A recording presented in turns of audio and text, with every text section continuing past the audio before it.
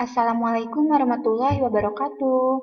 Bertemu lagi dengan pembelajaran tematik dan hari ini kita memasuki tema globalisasi dengan subtema globalisasi di sekitarku. Dan hari ini kita akan memasuki pembelajaran yang pertama dan kedua. Sebelum memulai pembelajaran, kita awali dengan membaca doa terlebih dahulu. Ayo kita mulai pembelajaran yang pertama yaitu tentang globalisasi.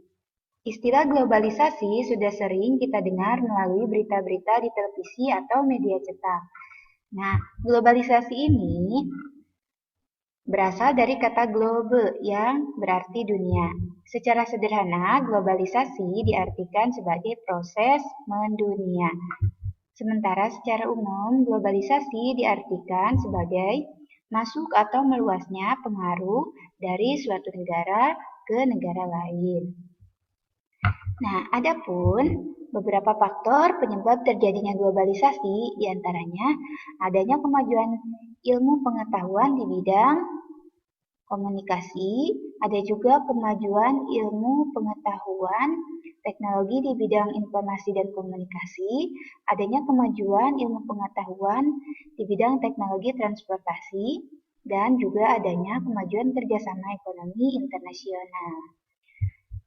Nah, globalisasi ini tentunya memiliki dampak positif dan negatif. Berikut dampak positif dari globalisasi adalah pola hidup serba cepat. Zaman dulu, kita menggunakan alat-alat yang sederhana, misalnya dalam perhitungan menggunakan sempoa, tapi sekarang kita bisa menggunakan kalkulator atau komputer. Kemudian, pesatnya perkembangan teknologi informasi dan komunikasi. Nah, ini mendorong ditemukannya alat-alat seperti komputer, telepon seluler, dan internet. Kemudian, meningkatkan pemanfaatan sumber daya alam. Nah, teknologi ini berperan besar dalam usaha pemanfaatan sumber daya alam mulai dari sumber daya alam potensial, pengolahan, hingga penggunaan sumber daya alam yang ada di Indonesia ataupun di seluruh dunia. Kemudian, dampak negatif dari globalisasi adalah berkurangnya tenaga kerja di sektor pertanian karena banyaknya industri modern yang membuka lapangan kerja untuk para masyarakat. Kemudian, perubahan kehidupan berasaskan kebersamaan menjadi individualis. Nah, perubahan ini terjadi karena kehidupan masyarakat sudah bersifat materialistis dan melupakan kehidupan sosial. Yang ketiga, masuknya budaya barat yang mempengaruhi pola hidup masyarakat. Pesatnya teknologi, informasi, dan transformasi mempercepat terjadinya pertukaran budaya antar negara yang sebagian besar tidak sesuai dengan budaya negara tersebut. Nah, berikutnya kita akan belajar tentang ciri-ciri globalisasi. Yang pertama, ciri globalisasi adalah kecepatan informasi, kemajuan teknologi, komunikasi, dan mudahnya transportasi. Kemudian, membentuk tata kehidupan dunia yang baru yang lebih baik. Ada juga melampaui batas-batas setiap negara. Negara-negara saling bergantung. Masyarakat sangat mengutamakan pendidikan, khususnya dalam penguasaan ilmu pengetahuan dan teknologi. Selanjutnya, terjadinya perdagangan bebas antar negara. Perusahaan-perusahaan asing dari berbagai negara dapat menanamkan modalnya di suatu negara serta mendirikan perusahaan. Yang selanjutnya itu adalah globalisasi menyebabkan adanya kerjasama antar negara-negara. Nah, kerjasama ini ada yang bersifat bilateral atau kerjasama dua negara, ada yang bersifat regional atau kawasan, ada juga internasional atau bersifat dunia. Nah, salah satu kerjasama yang dilakukan oleh Indonesia yang bersifat regional adalah ASEAN. ASEAN ini adalah organisasi kerjasama negara-negara yang berada di kawasan Asia Tenggara.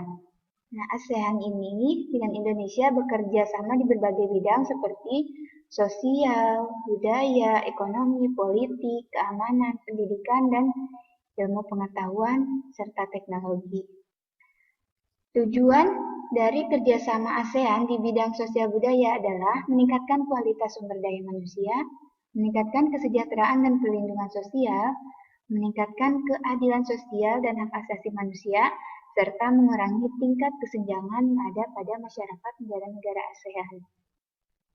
Ada beberapa contoh kerjasama negara ASEAN di bidang sosial budaya, yaitu penanganan narkoba dan solusinya, penanggulangan bencana alam, perlindungan terhadap difabel, acara-acara untuk mewujudkan kesejahteraan sosial, ada juga SEA Games, kemudian diadakannya Kongres Pemuda ASEAN, kerjasama untuk meningkatkan pariwisata, pertukaran acara program televisi, serta misi kebudayaan dan kesenian dengan diadakannya Festival Lagu ASEAN.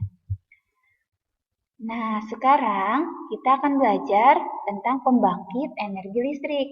Di era globalisasi ini, listrik sangat berperan penting karena hampir semua peralatan memerlukan listrik. Misalnya alat komunikasi yang sering digunakan adalah HP ya. Nah, HP ini juga membutuhkan energi listrik ya. Nah, pada peralatan elektronik lainnya di rumah banyak tentunya ya di sekitar rumah kakak peralatan elektronik yang membutuhkan energi listrik.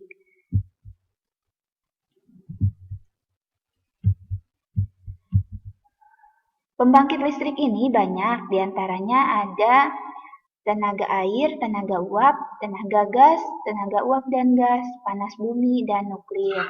Di mana di pusat pembangkit tenaga listrik, listrik dihasilkan oleh sebuah alat yang dinamakan generator.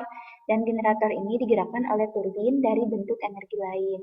Misalnya bisa berupa air ya, tadi macam-macamnya pembangkitnya yang ini yang tadi sudah Ibu bacakan.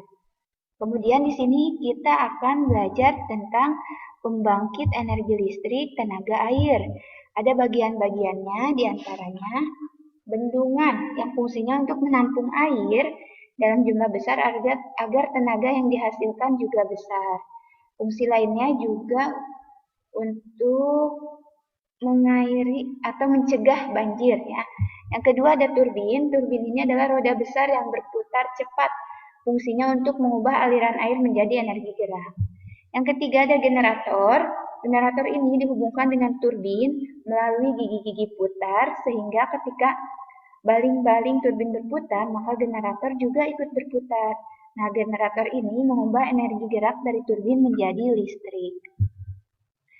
Dan yang keempat ada jalur transmisi. Jalur transmisi ini berfungsi mengalirkan listrik dari pembangkit listrik tenaga air menuju konsumen, misalnya rumah tangga, perkantoran, maupun industri. Nah, berikut ini gambar penampang pembangkit listrik tenaga air ya.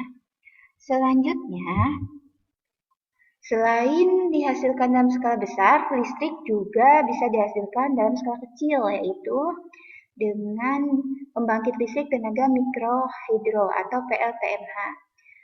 PLTMH ini memanfaatkan saluran irigasi, sungai atau air terjun tanpa bendungan terlebih dahulu.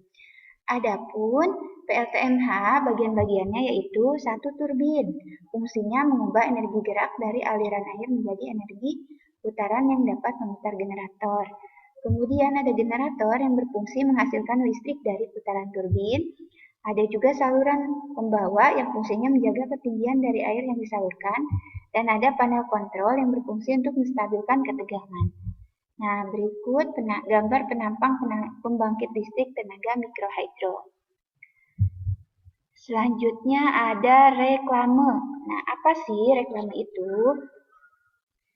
Reklame adalah suatu tindakan yang ditujukan untuk menarik perhatian orang atau atas suatu jenis barang atau jasa. Nah, reklame ini ada yang menggunakan media audio atau suara, kemudian visual atau gambar atau tulisan, ada juga media audio visual yaitu suara dan gambar. Nah, jadi reklame ini fungsinya untuk memperkenalkan suatu barang atau jasa atau program, atau juga bisa mengadakan pengumuman dalam rangka mencapai tujuan tertentu. Makanya, reklame juga menurut tujuannya dapat dibedakan menjadi dua, yaitu reklame komersil atau reklame yang mempromosikan barang atau jasa untuk tujuannya mendapatkan keuntungan. Ada juga reklame non-komersil, yaitu reklame yang memberikan penjelasan, pemberitahuan, penerangan, imbauan atau ajakan kepada masyarakat agar melakukan isi dari pesan reklame tersebut. Nah, reklame haruslah menarik. Berikut adalah hal-hal yang harus diperhatikan ketika membuat reklame, yaitu kata-katanya harus jelas dan mudah dimengerti, bahasanya baik dan menarik dengan ukuran huruf yang sesuai, kemudian ilustrasi menarik dan mudah diingat, serta tata letak gambar tulisan juga baik. Demikian materi hari ini yang bisa Ibu sampaikan, mudah-mudahan bermanfaat. Dan tugas untuk hari ini adalah Kakak kerjakan Ayo Berlatih halaman 18, yaitu Kakak menentukan reklame tersebut, itu jenisnya apa, komersil atau non-komersil, kemudian pendapatnya bagaimana terhadap reklame tersebut, apakah sudah baik atau kurang baik. Kemudian kakak juga baca bacaan yang ada di halaman 19. Yang dikirimkan ke Ibu hanya Ayo Berlatih halaman 8 ya Kak. Terima kasih untuk semuanya. Selalu tetap semangat belajar dan jaga kesehatan. Wassalamualaikum warahmatullahi wabarakatuh.